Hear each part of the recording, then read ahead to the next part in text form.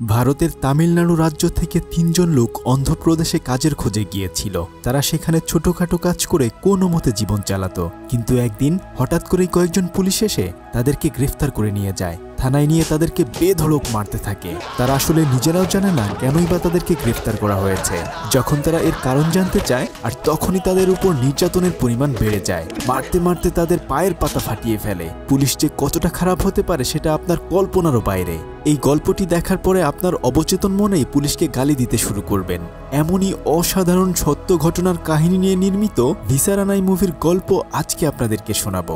কথা দিচ্ছি আপনি এক মুহূর্তের জন্যও চোখ ফেরাতে পারবেন না। তো চলুন দেখে আসি পুলিশ কিভাবে সাধারণ মানুষের জীবন চাইলেই নরক বানিয়ে দিতে পারে। ৩ বন্ধু গ্রাম থেকে শহরে এসেছে কিছু টাকা ইনকাম করে পরিবারকে সাহায্য করার জন্য।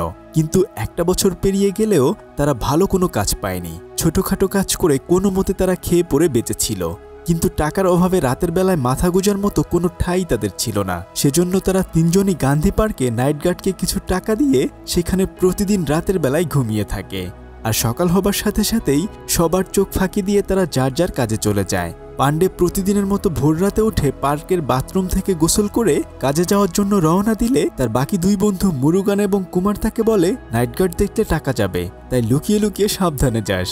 পান্ডে আসলে একটা দোকানের কর্মচারী হিসেবে কাজ করে, তাই সে সকালবেলা ফিটফাট হয়ে সাইকেল নিয়ে তার মালিকের বাড়ির উদ্দেশ্যে রওনা হয়। মালিকের বাসা থেকে চাবি নিয়ে গিয়ে সে সবার আগে দোকান খুলে বসে থাকে। কিছুক্ষণ পরে কয়েকজন মানুষ তার দোকানের সামনে দিয়ে যাওয়ার সময় সিগারেট কিনে নেয়। তখন একজনের কাছে সে তামিলের পত্রিকা দেখে জিজ্ঞেস করে, আপনারা কি তামিল থেকে এসেছেন? পান্ডে তখন তাকে বলে, আমিও এখানে তামিল থেকে এসেছি। আসলে এত দূরে নিজের এলাকার লোক পেয়ে সে একটু খুশি হয়ে গিয়েছিল। তখন তাদের মধ্য থেকে একজন পান্ডের কাছে একটা ঠিকানা জানতে চায়, কিন্তু পান্ডে দেখে যে তাদের কোমরে পিস্তল রাখা রয়েছে। সেজন্য সে ভয়ে আর তাদেরকে কোনো কিছুই না বলে দোকান থেকে চলে যেতে বলে। আর তারা চলে যাওয়ার কিছুক্ষণ পরেই একজন লোক এসে তাকে জিজ্ঞেস করে, তোর নাম পান্ডে কিনা? সে তখন হ্যাঁ বলার সাথে সাথেই তার শার্টের কলার ধরে তাকে দোকান থেকে বাইরে বের করে আনতে শুরু করে। কিন্তু পান্ডে তার থেকে বারবার নিজেকে ছাড়িয়ে নিচ্ছিল। তখন অটোর ভেতর থেকে মুরুগান বলে, পান্ডে, উনি একজন পুলিশ অফিসার, আমাদের সবাইকে থানায় নিয়ে যাচ্ছে। তখনও ভালোভাবে সকাল হয়ে ওঠেনি, তাই তারা নিজেরাও বুঝতে পারছিল না কেনই বা তাদেরকে পুলিশ স্টেশনে নিয়ে যাওয়া হচ্ছে। তাদেরকে থানায় নিয়ে ভালো মতো চেক করে লাইনে দাঁড় করিয়ে রাখা হয়। আর একটু পরে 2 জন পুলিশ মিলে কোনো কিছু না বলে বেতের লাঠি দিয়ে তাদেরকে কুত্তার মতো মারতে শুরু করে।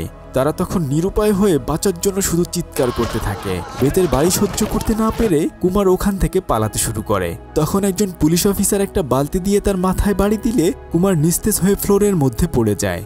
তারা সবাই মনে করে হয়তো কুমার তখন মারা গিয়েছে। মুহূর্তের মধ্যেই পরিস্থিতি একদম উলটপালট হয়ে যায়। হামাগুড়ি দিয়ে তারা দুজনে সে তখন তার বন্ধুর লাশ ধরে কান্না করতে থাকে।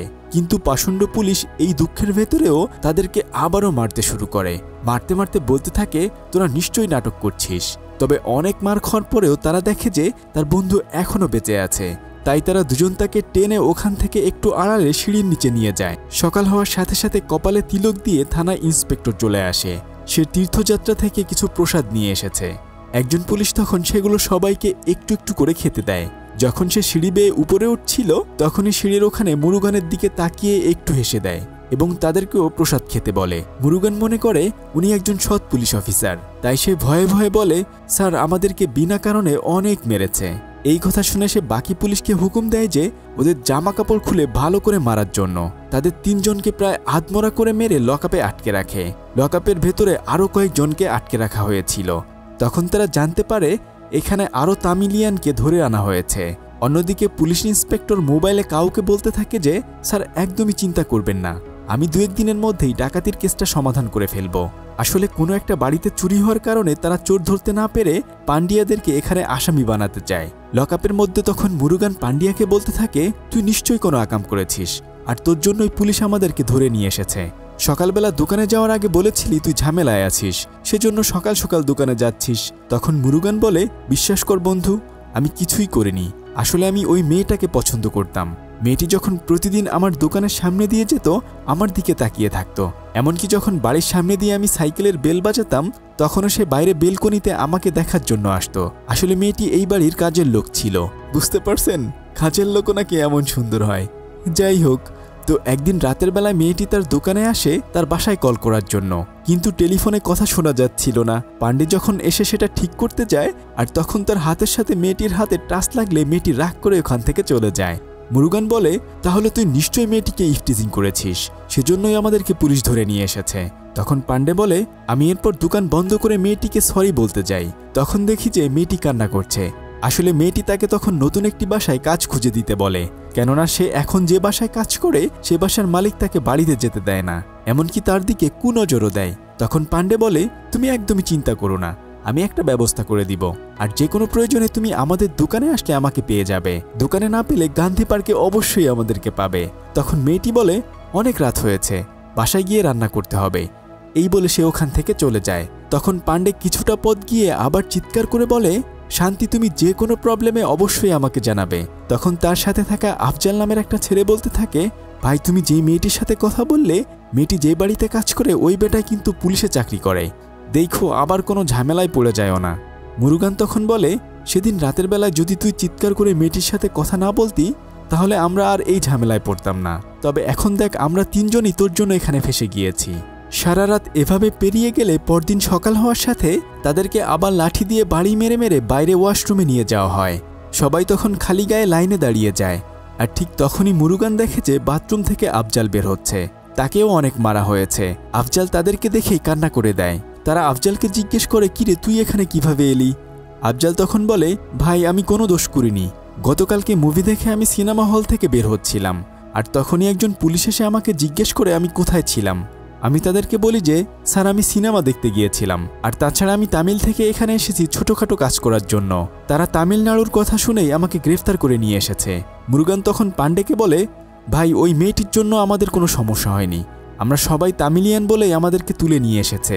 যখন তারা ওয়াশরুম থেকে আবার থানার ভেতরে যাচ্ছিল তখনই ইন্সপেক্টর তাদের চারজনকে এক জায়গায় দাঁড় করিয়ে বাকিদেরকে ভিতরে যেতে বলে, আর তাদেরকে বলতে থাকে তোরা দোষ স্বীকার করেছিস কিনা।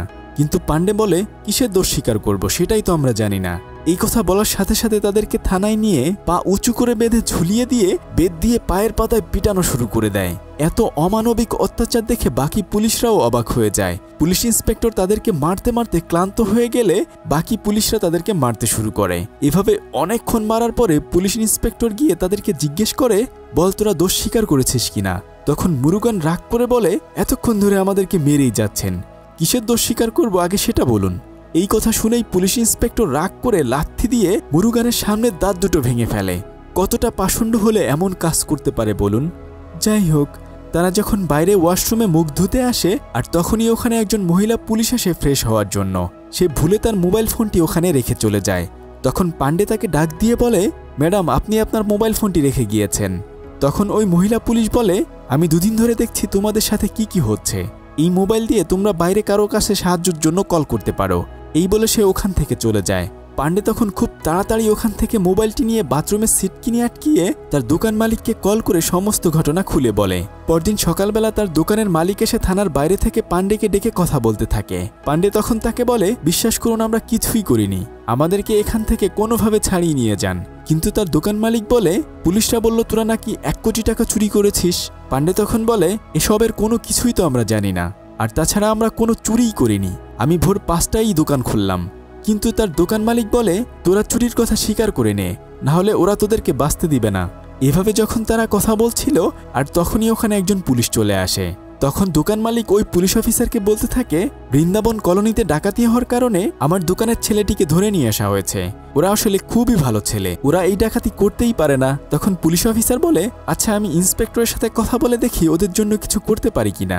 এরপর সে তাদেরকে থানার ভেতরে এনে খাবার খেতে দেয়, আর তখন বলতে থাকে, তোদেরকে অনেক মেরেছে, তবে যদি তোরা দোষ স্বীকার করে নিতি তাহলে তো এতটা মার খেতে হতো না, আর তাছাড়া এটা ছোটখাটো একটা ডাকাতির কেস, যদি তোরা স্বীকার করে নিস তাহলেই তোদেরকে আর মারবে না। তখন পান্ডে বলে, স্যার আমরা কোনো ধরনের অপরাধ করিনি, যদি আমরা এই অপরাধ স্বীকার করে নেই তাহলে জেল থেকে বেরোলে আর আমরা বাড়িতে গিয়ে মুখ দেখাতে পারবো না। এই কথা বলার সাথে সাথেই পুলিশ অফিসার তাদেরকে মারতে শুরু করে। তখন পান্ডে বলে, দেখ পুলিশরা আমাদেরকে বিনা কারণে এখানে আটকে রেখেছে, আর সেই সাথে ডাকাতি স্বীকার করতে বলছে, আবার আমাদেরকে খাবারও খেতে দিচ্ছে, তার মানে ওরা আমাদেরকে একদমই মেরে ফেলবে না, ওদের হাতে মার খাওয়ার চেয়ে বরং আমরা না খেয়েই মরে যাব। তাই তারা চালাকি করে খাওয়া দাওয়া একদমই বন্ধ করে দেয়। এভাবে কয়েকটা দিন পেরিয়ে যায়। পুলিশের এএসপি ইন্সপেক্টরকে তার অফিসে নিয়ে বলতে থাকে, তোমাকে মিয়া বললাম 2-1 দিনের মধ্যেই ডাকাতির কেসটা সমাধান করার জন্য। উপর থেকে আমার উপর বারবার প্রেশার আসতেছে। তুমি যেভাবেই পারো যাকে পারো আসামি বানিয়ে কেসটা সমাধান করে দাও। ইন্সপেক্টর তখন তার স্যারকে বলতে থাকে, আমাকে মাত্র 1-2 দিনের সময় দিন, আমি কাজটা সমাধান করে দেব। সেদিন রাতের বেলা দেখা যায় পুলিশ একটা গাড়ি দাঁড় করিয়ে চেক করছিল। গাড়িতে থাকা লোকটি বলে, আমার নাম কবির, আমি বৃন্দাবন কলোনিতে থাকি। তবে ওখানে পান্ডের দোকানে সেদিনের সকালবেলা যে লোকটি এসেছিল সেও কবিরকে ফলো করতে করতে এখানে এসেছে। সেদিন রাতের বেলা একজন পুলিশ এসে পান্ডের মাথায় কালো কাপড় পেঁচিয়ে বাইরে নিয়ে টর্চার করতে থাকে। তার মুখের উপর পানি ঢেলে বলতে থাকে, ভেবেছিস না খেয়ে থাকলে আমরা তোকে ছেড়ে দেব? যতক্ষণ না তুই তোর দোষ স্বীকার করে নিবি তোকে আমরা কখনোই ছাড়ব না। পরদিন সকালবেলা পুলিশ ইন্সপেক্টর বাকি পুলিশদেরকে ডেকে বলতে থাকে, ওদেরকে তো এই কয়েকদিন আমরা অনেক মেরেছি, ওরা তো ডাকাতির কথা স্বীকারই করে নাই, উল্টো খাওয়া দাওয়া বন্ধ করে দিয়েছে। এভাবে চললে যদি ওরা মারা যায় আর এই খবর যদি বাইরে জেনে যায় তাহলে আমাদের সবারই সমস্যা হয়ে যাবে। বরং ওদেরকে ছেড়ে দিয়ে অন্য কাউকে দেখিয়ে এই কেসের জন্য আসামি বানানো যায় কিনা। এরপর একজন পুলিশ গিয়ে তাদের 4 জনকে ওখানে ডেকে নিয়ে আসে। ইন্সপেক্টর তাদেরকে বলতে থাকে, তোরা 3 দিন ধরে খাবার খাস না, আর তাছাড়া ডাকাতির কথাও তোরা স্বীকার করছিস না, তাই ভাবলাম তোদেরকে মুক্ত করে দেই। আর শোন, যাওয়ার সময় ভাইয়ের হোটেল থেকে টাকা নিয়ে যাস, আর অবশ্যই এখানে একটা সাইন দিয়ে চলে যাবি, আর বাইরে গিয়ে কাউকে বলবি না যে আমরাই তোদেরকে মেরেছি। তখন তারা হাসি খুশিভাবে বাইরে বের হওয়ার সাথে সাথে একজন পুলিশ বলে, ভাইয়ের হোটেল থেকে 2000 করে টাকা নিয়ে যাবি। তারা তখন খুঁড়িয়ে খুঁড়িয়ে থানার বাইরে এসে পিছনের দিকে ফিরে তাকিয়ে দেখে যে ইন্সপেক্টর বিল্ডিংয়ের উপরে দাঁড়িয়ে আছে। তারা তখন বলতে থাকে, ইন্সপেক্টরকে যতটা খারাপ ভেবেছিলাম অতটা খারাপ না। কৃতজ্ঞতা প্রকাশ করে ওখান থেকে তারা বিদায় নেয়। কয়েকটা দিন এত মায়ের খাওয়ার পরেও তারা মুক্তি পেয়ে হাসি খুশিভাবে সেই হোটেলে যায়। পান্ডে টাকা নিয়ে ওখান থেকে চলে যেতে চাচ্ছিল, কিন্তু মুরুগান বলে, 3 দিন ধরে খাবার খাই না, যাওয়ার আগে এখান থেকে একটু খেয়ে যাই। এরপর তারা সেই টাকা দিয়ে পেট পুরে খেয়ে থানায় সাইন করার জন্য আসে। তখন একজন পুলিশ অফিসার জিজ্ঞেস করে, কি সবাই তোমরা ঠিকঠাক মতো খেয়েছো? মুরুগান তখন বলে, স্যার আমরা সবাই পেট ভরে খেয়েছি, কিন্তু আমার সামনের দাঁত 2টা না থাকার কারণে মাংস চিবিয়ে খেতে পারেনি। এরপর যখন তারা ওখান থেকে বাইরে যেতে চায়, কিন্তু পুলিশরা তখন তাদেরকে আর বাইরে যেতে দেয় না। পুলিশ ইন্সপেক্টর তাদেরকে বলতে থাকে, 3 দিন ধরে তোরা খাস না, ভেবেছিস এভাবে পার পেয়ে যাবি? তোদেরকে দেখে আমার একটু একটু মায়া হচ্ছে, তাই ভাবলাম বুদ্ধি করে তোদেরকে খাইয়ে নেই। আর তখন তাদের পাশে আরও কয়েকজন পুলিশ তালগাছের পাতা কেটে লাঠি বানাচ্ছিল। একটু পরে পুলিশ ইন্সপেক্টর পান্ডেকে ডেকে এনে বলে, এখন আমি তোকে তালগাছের ডাল দিয়ে পেটাবো, যদি তুই একটু সাউন্ড করিস কিংবা মাটিতে পড়ে যাস তাহলে তোর বাকি বন্ধুদেরকেও আমি বেদম পেটাবো। পান্ডে তখন চুপচাপ দাঁড়িয়ে থাকলে ইন্সপেক্টর ওই তালের ডাল দিয়ে অনেক জোরে একটা বাড়ি মারার সাথে সাথে পান্ডে ব্যথায় বাঁকা হয়ে পড়ে যায়। আর তখনই তার বাকি বন্ধুদেরকেও বাকি পুলিশরা মারতে শুরু করে। এভাবে মারতে মারতে পুলিশ অফিসার ক্লান্ত হয়ে যায়, এমনকি তার হাতে থাকা তালের ডালটাও ভেঙে যায়। কিন্তু তবুও তারা এই ডাকাতির কথা স্বীকার করে নেয় না। পরদিন তাদের দোকান মালিক এসে তাদেরকে দেখে বলে, তোদেরকে মেরে কি অবস্থা করেছে, তোরা ডাকাতির কথা স্বীকার করে নিলেই তোদেরকে আর এভাবে মারবে না। সে পান্ডেকে বলে, তোর সাথে বাকি সবাই ডাকাতির কথা স্বীকার করে নিতে চায়, কিন্তু তুই স্বীকার করছিস না। পান্ডে তখন বলে, বিশ্বাস করেন আমি চুরি করি নাই। তখন উকিল বলে, দেখো ভাই, পুলিশের যখন উপর থেকে কেস সমাধান করার চাপ আসে তখন তোমাদের মতো সাধারণ মানুষকে যেখান সেখান থেকে তুলে এনে আসামি বানিয়ে কেস সমাধান করে দেয়। আর তাছাড়া চুরি হওয়া সমস্ত জিনিসপত্রই পাওয়া গিয়েছে, তোমরা শুধু কোর্টে গিয়ে বলবে যে তোমরা ডাকাতিটা করেছ। আর তাছাড়া মিডিয়াও জেনে গিয়েছে পুলিশ আসামিদেরকে ধরে ফেলেছে, তাই যেভাবেই হোক না কেন পুলিশ তোমাদেরকেই এই ডাকাতির কেসে ফাঁসিয়ে দেবে। তবে 3 মাসের মধ্যেই তোমাদের এই ঝামেলা শেষ হয়ে যাবে, এখানে মার খাওয়ার চেয়ে বরং 3 মাস জেল খাটা অনেক ভালো। তখন পান্ডে বলে, সত্যি কি 3 মাস পর তারা আমাদেরকে ছেড়ে দিবে? উকিল তখন বলে, যদি তোমরা এই ডাকাতির কথা স্বীকার করে নাও তাহলে এই 3 মাস পরে তোমরা ছাড়া পেয়ে যাবে। পান্ডে তখন ডাকাতির কথা স্বীকার করে নিতে চায়। পরদিন সকালবেলা তাদের 4 জনকে সেই বাড়িতে নিয়ে যাওয়া হয় যেখানে ডাকাতি হয়েছিল।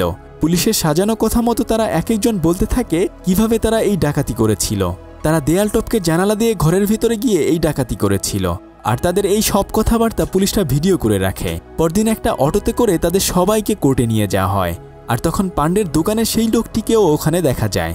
তবে একটু পরে কবিরও কোর্টে হাজিরা দিতে আসে। সেই লোকটি তখন কবিরকে অ্যারেস্ট করতে চায়, কিন্তু এই এলাকা তার জুরিসডিকশনে না হওয়ার কারণে সে তাকে অ্যারেস্ট করতে পারে না।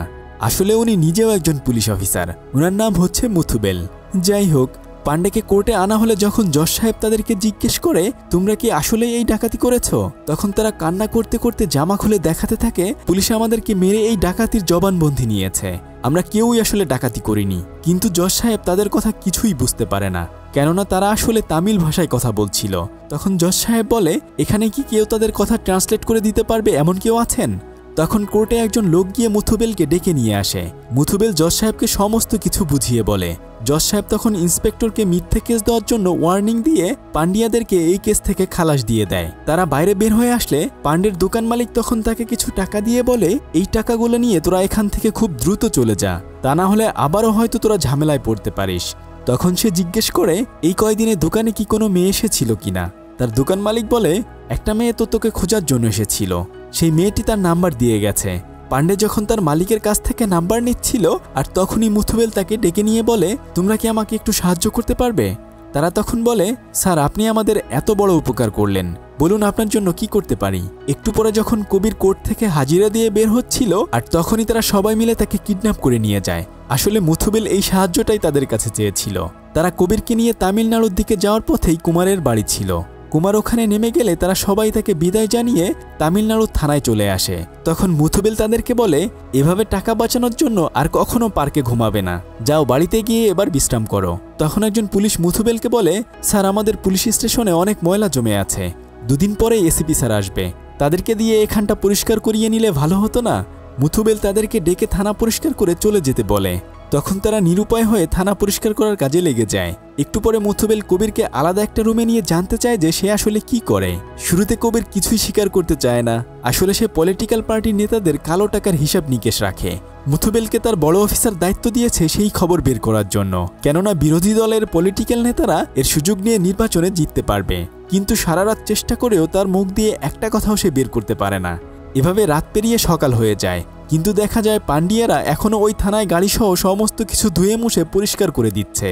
কিছুক্ষণ পরে মুথুবেল এসে আবার কবিরকে সব কালো টাকার হিসাব দিতে বলে, কিন্তু কবির এবার মুখ না খুললে আরেকজন পুলিশকে দিয়ে কবিরকে পেটানো হয়। আর তখন থানার ভেতর পরিষ্কার করতে এসে পান্ডিয়ারা এটা দেখে নিজেরাও ভয় পেতে থাকে। তখন পান্ডে মুরুগানকে বলে, দেখ দুদিন আগে আমরা এরকম ঝামেলায় ফেসে গিয়েছিলাম, আমার মনে হয় ওই লোকটাকে আমাদের সাহায্য করা উচিত। কিন্তু মুরুগান বলে, ভাই এত ঝামেলায় যাওয়া আমাদের কোনো প্রয়োজন নাই, আমরা এখান থেকে কাজ করে কোনো মতে বাড়িতে গেলেই বাঁচি। তবে পান্ডিয়ার কবিরের জন্য অনেক মায়া হয়, তাই সে লুকিয়ে লুকিয়ে যেই ফোনটি তাদের কাছে ছিল সেটা দিয়ে দেয় তাকে কথা বলার জন্য। সে তখন একজন লোককে কল দিয়ে বলে, যেভাবে পারেন ডিস্ট্রিক্ট কমিশনারের সাথে কথা বলে আমাকে এখান থেকে বের করে নিয়ে যান। কিন্তু সেই লোকটি কবিরকে বলে, এখানে খুব ঝামেলা হয়ে গিয়েছে, আমাদের পলিটিক্যাল লিডার তোমাকে মারার জন্য উল্টো ডিস্ট্রিক্ট কমিশনারকে 30 লাখ টাকা দিয়েছে। এই কথা শুনে কবির মনে মনে সিদ্ধান্ত নেয় সে পলিটিক্যাল নেতার সমস্ত কালো টাকার খবর মুথুবেলকে জানিয়ে দেবে। কিন্তু একটু পরে আরেকজন পুলিশ অফিসার এসে কবিরকে একটা রুমে নিয়ে প্রচুর মারতে শুরু করে আর বলতে থাকে, তুই কোনোভাবেই পলিটিক্যাল লিডারের কালো টাকার কথা মুথুবেলকে স্বীকার করবি না। বেচারা এখানে একদমই ফেসে যায়। যখন তাকে উপরে প্রচুর মারছিল আর ঠিক তখনই তার চিৎকার শুনে পান্ডিয়ারাও ভয়ে ওখান থেকে তাড়াতাড়ি চলে যেতে চায়। কিন্তু আরেকজন পুলিশ এসে বলে, তোমরা এখনো সবকিছু ভালো করে পরিষ্কার করনি, সবকিছু ঠিকঠাক মতো পরিষ্কার করে তবে এখান থেকে চলে যেও। তখন তারাও ওই জায়গায় আবার ফেসে যায়। রাতের বেলা মুথুবেল থানায় এসে দেখে যে কবিরকে আহত করে ঝুলিয়ে রাখা হয়েছে। তখন সে তাড়াতাড়ি তাকে নামিয়ে বলতে থাকে, কবিরকে আমি অ্যারেস্ট করে এনেছি, ও সমস্ত দায়ভার আমার কাছে, তাই আমার অনুমতি ছাড়া ওকে কে এভাবে মেরেছে। সে তাড়াতাড়ি কবিরকে নিয়ে হসপিটালে যেতে চায় আর তখনই ডিস্ট্রিক্ট কমিশনার কল করে কবিরকে হাসপাতালে না নিতে বলে। কিন্তু মুথুবেল বলে, আমার চাকরি গেলে যাক, তবুও তাকে আমি হসপিটালে নিয়ে যাব। তখন আরেকজন পুলিশ তাকে বলে, স্যার কবির মারা গিয়েছে। এখন তো মুথুবেল একদমই ফেসে যায়, কেননা কবিরকে সে নিজেই গ্রেপ্তার করে এনেছিল। তখন ডিস্ট্রিক্ট কমিশনার বলে, এই খবর যদি বাইরে বের হয়ে যায় তাহলে আমরা সবাই অনেক বেশি বিপদে পড়ে যাব, তাই বরং এটা একটা সুইসাইড কেস সাজিয়ে দিলে আমরা কেউ আর ঝামেলায় পড়ব না। এরপর কবিরের লাশ তারা বাসায় নিয়ে রশি দিয়ে ফ্যানের সাথে ঝুলিয়ে আত্মহত্যা বলে চালিয়ে দেয়। থানায় এসে এরপর তারা সবাই বুদ্ধি করতে থাকে কিভাবে তারা কবিরের আত্মহত্যার কথা সাজাবে। আর এর কিছুক্ষণ পরে ডিস্ট্রিক্ট কমিশনার ওয়াশরুমে ফ্রেশ হতে গেলে পান্ডিয়াদেরকে দেখতে পায়। আসলে তারা ওই ওয়াশরুম পরিষ্কার করার জন্য ওখানে এসেছিল। তখন ওই পুলিশ অফিসার এসে সবাইকে বলতে থাকে, আমাদের সমস্ত কথা ওরা শুনে ফেলেছে, আর ওরা যদি বাইরে গিয়ে সব কিছু সবাইকে বলে দেয় তাহলে আমরা সবাই ফেসে যাব। তাই বরং এটিএম চুরির মামলায় ওদেরকে ফাঁসিয়ে জেলে দিয়ে কয়েকদিন পরে ইনকাউন্টার করে দিলে এই খবর আর কেউ কখনো জানতে পারবে না। কিন্তু মুথুবেল তার এই কথায় রাজি হয় না। তখন ওই পুলিশ অফিসার বলে, দেখো মুথুবেল, কবির মারা গিয়েছে তোমার কাস্টডিতে, তুমি সবচেয়ে বেশি ফেসে যাবে। তখন বেচারা পান্ডিয়াদেরকে এনকাউন্টার করার জন্য রাজি হয়ে যায়। পান্ডিয়ারা নিচে এসে তখনই থানা থেকে বের হতে গেলে একজন পুলিশ এসে থানার গেট আটকে দিয়ে বলে, একটু পরে আমাদের বড় সাহেবের বাসা পরিষ্কার করে তারপর তোমরা চলে যেও। তখন তারা বুঝতে পারে আসলে তারা ফেসে গিয়েছে। এক জায়গা থেকে বেঁচে ফিরে আসলেও কপাল তাদেরকে আবারও ফাঁসিয়ে দিয়েছে। এরপর তাদের 3 জনকে নিয়ে গাড়িতে করে সেই বাসার উদ্দেশ্যে রওনা হয়। তখন তারা পুলিশের কথাবার্তা শুনে বুঝে ফেলে তাদেরকে আসলে ইনকাউন্টার করা হবে। আফজাল তখন মুথুবেলকে জিজ্ঞেস করে, স্যার সবাই বলাবলি করছে আমাদেরকে নাকি মেরে ফেলা হবে, তবে আমাদের আপনার প্রতি বিশ্বাস আছে যে আপনি আমাদের কোনো কিছুই হতে দিবেন না। মুথুবেল তখন তাদেরকে কোনো কিছু না বলতে পেরে চুপচাপ বসে থাকে। কিছুক্ষণ পরে একটা বাড়িতে এসে রুমের ভেতর ঢুকেই দেখে যে তাদের ব্যবহারের জিনিসপত্র এখানে একটা রুমের মধ্যে এমনভাবে রাখা হয়েছে যেন তারা এখানে আগে থেকেই থাকতো। আফজাল তখন বলে, আমি বাইরে গিয়ে স্যারকে জিজ্ঞেস করে আসি আমাদের কাপড় চোপড় এখানে কেন আনা হয়েছে। এই বলে সে বাইরে বের হওয়ার সাথে সাথে একজন পুলিশ তাকে গুলি করে দেয়। গুলির শব্দ শুনে মুরুগান আর পান্ডে বাইরে এসে দেখে তারা আফজালকে মেরে ফেলেছে। তখন বাকিদেরকে গুলি করতে গেলে পুলিশের পিস্তল জ্যাম হয়ে যায়। মুথুবেল এসে পুলিশকে ধমক দিয়ে বলে, কে তোমাকে গুলি করতে বলেছে? পুলিশ তখন বলে, স্যার ও পালিয়ে যেতে চাচ্ছিল। পান্ডে এবং মুরুগান তখন আফজালকে ধরে বলতে থাকে, স্যার ও এখনও বেঁচে আছে, প্লিজ ওকে হসপিটালে নেয়ার ব্যবস্থা করেন। কিন্তু মুথুবেল তখন চুপচাপ করে দাঁড়িয়ে থাকে। আসলে সে নিজেও ফেঁসে গিয়েছে। কিছুক্ষণ পরে একজন পুলিশ এসে পান্ডের হাতে হাতকড়া পরিয়ে দেয়। আফজাল তখন বলে, ভাইয়া তোমরা এখান থেকে পালিয়ে যাও, না হলে ওরা তোমাদেরকেও মেরে ফেলবে। তখন পান্ডে এবং মুরুগান ওই বাড়ি থেকে বের হয়ে পাশের জমিতে ঘাসের ভেতর লুকিয়ে পড়ে। বাকি পুলিশরা তখন তাদেরকে হন্যে হয়ে খুঁজতে শুরু করে। একজন পুলিশ বিল্ডিংয়ের ছাদের উপর গিয়ে টর্চ লাইট মেরে তাদেরকে খুঁজতে থাকে। পান্ডে এবং মুরুগান অনেক দূরে ঘাসের ভিতর গিয়ে একে অপরকে বলতে থাকে, দেখ ভাই, আমরা দুইজন দুই দিকে দৌড় দিব, তাহলে হয়তো যে কোনো একজন মারা পড়ব। আর আমাদের সাথে এত এত খারাপ কিছু পুলিশ করেছে সেই কথা অবশ্যই দেশের মানুষকে জানাতে হবে। কিন্তু মুরুগান বলে, বেঁচে থাকলে আমরা দুজনেই বেঁচে থাকব, আর না হলে দুজনেই মারা যাব। কিন্তু পান্ডে তাকে অনেক বুঝিয়ে কোনো মতে রাজি করিয়ে নেয়। এরপর সে সবার চোখ ফাঁকি দিয়ে দৌড়ে এসে পাশের জমির আরেকটা ঘাসের ভেতর লুকিয়ে পড়ে। তখন তার পেছনে পেছনে আরও একজন পুলিশ তাকে খোঁজার জন্য যায়। পুলিশ পান্ডেকে খুঁজে পেলে পান্ডে এবং পুলিশের মাঝে ধস্তাধস্তি শুরু হয়ে যায়। পান্ডে অনেক কষ্টে পুলিশের কাছ থেকে পিস্তলটি নিয়ে আবার ঘাসের ভেতর লুকিয়ে পড়ে। হয়তো রাস্তা ফাঁকা রয়েছে, তাই সে ঘাস থেকে বের হয়ে রাস্তা দিয়ে দৌড়াতে গেলেই একজন পুলিশ এসে তাকে গুলি করে মেরে ফেলে। আর তখনই ডিস্ট্রিক্ট কমিশনার একজন পুলিশকে কল করে জানতে চায় সবাইকে মারা হয়েছে কিনা। তখন ওই পুলিশ বলে, স্যার দুইজনকে এনকাউন্টার করা হয়েছে। অন্যদিকে মুথুবেল পান্ডেকে বলতে থাকে, তুই বের হয়ে আয়, আমাদের কাছে সারেন্ডার করে পিস্তলটা দিয়ে দে, আমরা তোর কোনো কিছুই করব না। তখন পান্ডে বলে, স্যার আপনি আমাদেরকে ওখান থেকে বাঁচিয়ে এনেছিলেন, কিন্তু এখানে এনে আপনি আমাদেরকে মেরে ফেলতে চাচ্ছেন। আপনার উপর আমাদের অনেক ভরসা ছিল, তবে আমার সামনেই আপনারা আমার দুজন বন্ধুকে মেরে ফেলেছেন। এই কথা বলে সেই মুথুবেলের দিকে পিস্তল তাক করে থাকে। তখন মুথুবেল বলে, আমাকে গুলি করে তুই এখান থেকে পালিয়ে যা। কিন্তু পান্ডে তখন বলে, আপনাকে মেরে আমিই বা বেঁচে থেকে কি করব? এমন জীবন আমারও চাই না। তবে পান্ডে তখন পিস্তল নিয়ে সামনে এগিয়ে আসলেই মুথুবেলও তার পিস্তল বের করে পান্ডের দিকে তাক করে। কিন্তু একটু পরেই দেখা যায় যে একজন পুলিশ অফিসার মুথুবেলের দিকে পিস্তল তাক করে আছে। আসলে তাদের বড় অফিসার সবার সাথে মুথুবেলকেও মেরে ফেলার হুকুম দিয়েছিল। আর এর কিছুক্ষণ পরেই হঠাৎ করেই গুলির আওয়াজ শোনা যায়। পান্ডে এবং মুথুবেল দুজনেই মারা যায়। সবাই তো মারা গেল, তাই না? তাহলে গল্পটি আসলে সাধারণ মানুষ কিভাবে জানলো? আসলে যখন তারা গাড়িতে করে এসেছিল পথের মধ্যেই কিন্তু কুমার নেমে গিয়েছিল। সেই পরবর্তীতে এই ঘটনাগুলো লিখে একটা বই বের করে, আর সেই বইয়ের গল্প অনুযায়ী এই মুভিটি বানানো হয়েছে। বুঝতেই পারছেন পুলিশরা আসলে কিভাবে তিলকে তাল করতে পারে। বর্তমান সময়ে কোটা আন্দোলন নিয়ে প্রায় 1 মাস ধরে ছাত্রদের উপর পুলিশরা যে অমানবিক অত্যাচার করছে সেটা আপনারা সবাই দেখেছেন। পাখির মতো যেখানে সেখানে তারা ছাত্রদেরকে মেরেছে। জানি না এই পরিস্থিতি কবে ঠিক হবে, তবে আমাদের ভাই বোনদের উপর গুলি করার বিচার অবশ্যই চাই। বিজয় নিশ্চয়ই আমাদের হবে। সবাই ততক্ষণে সাবধানে থাকুন। আল্লাহ হাফেজ।